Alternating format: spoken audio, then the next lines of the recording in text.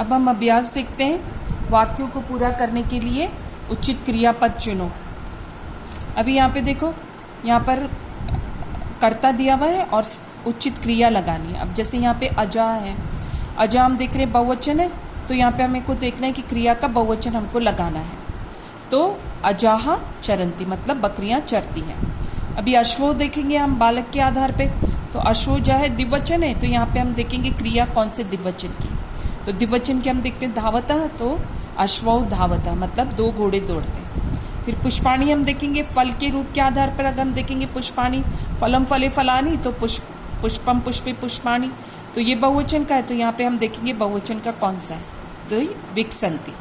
उसी प्रकार से परणे देखेंगे द्विवचन है, तो इसके साथ में हम द्विवचन की क्रिया लगाएंगे पततः। और कन्या बहुवचन है, तो बहुवचन की क्रिया नृत्यंती मतलब कन्याएं नाचती है। और परणे पततः मतलब दो पत्ते गिरते हैं। अब सेकंड क्वेश्चन पे जाते हैं हम। यहाँ पे देखेंगे एक वचन द्विवचन और बहुवचन में लिखना है। कोई भी एक शब्द आपको दिया है, या तो एक वचन का दिया हुआ, द्विवचन का दिया है या बहुवचन का, उसको देखकर आपको दूसरे वचन में रूप लिखने। जैसे यहाँ पे एग्जाम्पल दिया है अश्वः अश्वौ अश्वाहा। अब यहाँ पे नरौ दिया हुआ है, तो नरौ का ये द्विवचन है, तो हम इसका एक वचन क्या होगा नरह, और बहुवचन नराह। उसी प्रकार गजह एक वचन में दिया है, तो उसका द्विवचन और बहुवचन गजौ और गजा।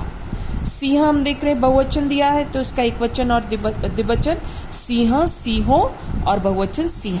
अब यहाँ पे माला माले माला स्त्रीलिंग शब्द आ रहा है, तो स्त्रीलिंग शब्द हम देखेंगे बालिका बालिके बालिका, तो जितने भी स्त्रीलिंग शब्द होंगे उनके रूप वैसे ही चलेंगे। अभी लता का द्विवचन दिया है, तो एक वचन लता और बहुवचन लते, तो बने बहुवचन लता, तो बनेगा लता लते लता। उसी प्रकार नौका, नौका बहुवचन में दिया हुआ है, तो इसका एक वचन और द्विवचन नौका नौके।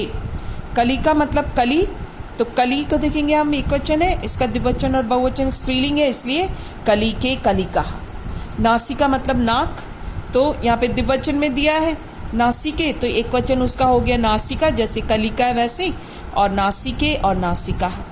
फिर नपुंसकलिंग शब्द में आते तो पत्रम पत्रे पत्राणी, तो पुष्पम पुष्पे पुष्पाणी, विमानम विमाने विमानानी, फलम फले फलानी, और नीडम नीडे नीडानी।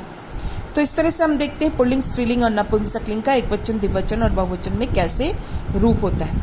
अभी हम थर्ड एक्सरसाइज में आएंगे। यहाँ पे देखो बोले चित्र देखकर हाँ या नहीं पद में उत्तर दो।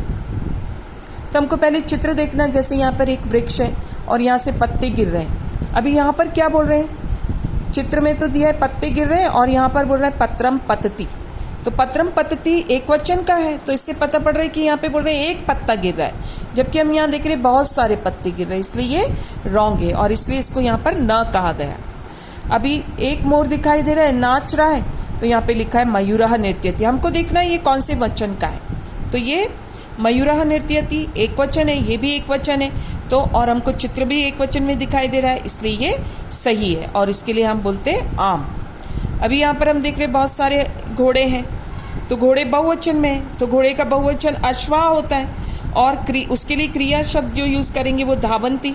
तो बहुत सारे घोड़े दौड़ रहे हैं, पिक्चर में भी हमें दिखाई दे रहा है और यहाँ वाक्य से भी हमें पता पड़ रहा है, इसलिए ये सही है, इसलिए आम कहा जा रहा है।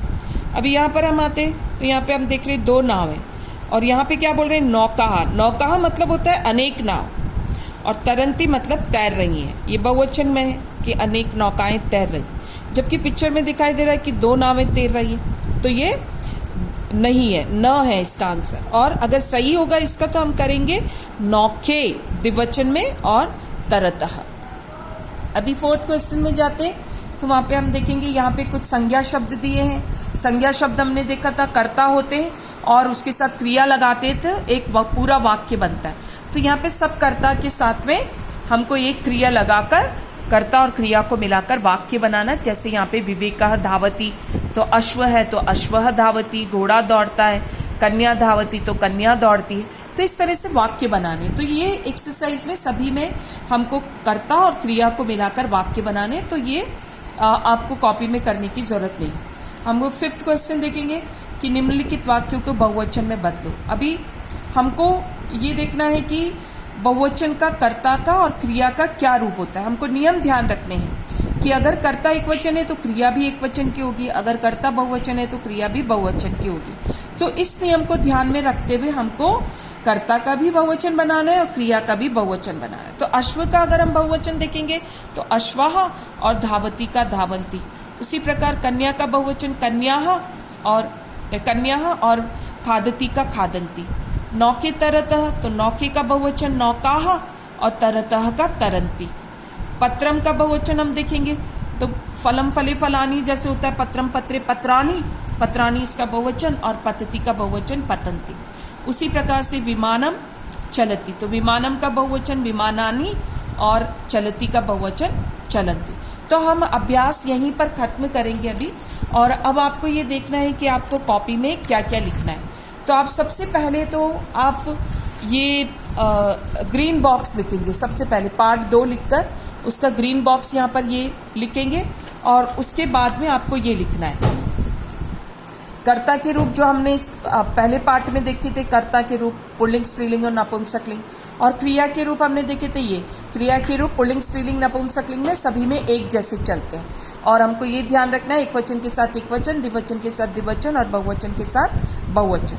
तो कॉपी में आपको सबसे पहले ग्रीन बॉक्स, फिर ये टेबल लिखनी है क्योंकि इसका प्रयोग आपको पता होना चाहिए, और उसके बाद में थर्ड में आप ये लिखेंगे जो इस पार्ट का जो हिंदी ट्रांसलेशन है वो लिखेंगे। तो इसमें आप देखेंगे 2 कॉलम बनाएंगे और यहाँ पर संस्कृत में पहले लिखेंगे, आपकी बुक में दिया हुआ है यहाँ पर, और उसके आधार पे आप ये लिखेंगे और उसके आगे उसका हिंदी ट्रांसलेशन आप लिखते जाएंगे। जैसे बालः पठति का मतलब है बालक पढ़ता है, बालो पठत का मतलब 2 बालक पढ़ते हैं, बालाः पठन्ति मतलब अनेक बालक पढ़ते हैं। तो ये आपको हिंदी ट्रांसलेशन इस पार्ट का जो है वो कॉपी में लिखना है, और उसके बाद आपको ये अभ्यास लिखना है। अभ्यास में आप क्वेश्चन नंबर 1, क्वेश्चन नंबर 2 और 5 लिखेंगे। यहाँ पर हमने देखा था क्वेश्चन नंबर 1, क्वेश्चन नंबर 2 और क्वेश्चन नंबर 5। ये 3rd और 4th आप कॉपी में नहीं करेंगे और उसके आगे भी आप